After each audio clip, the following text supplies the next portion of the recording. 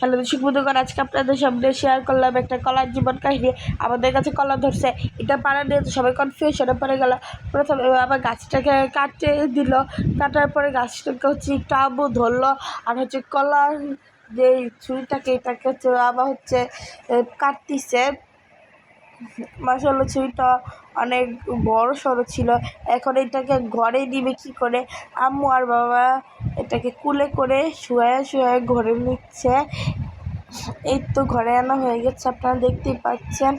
আর আমার ছোট বোন তো মহৎ খুশি, ধরে ধরে বলতেছে বানানা বানানা বানানা। তাকে এখান থেকে নেওয়াই যাচ্ছে না। এরপর এটাকে টানানো হবে। বাবা বলছে আম্মুকে কলার ছুরিটা ধরতে। আমার আম্মুকে একা মানুষ পারে এটা ধরতে। পরে বাবা আর আমি এটাকে ধরলাম, আর আম্মু এটাকে বেঁধে দিল। আবার আমার ছোট বোন আবারও এটা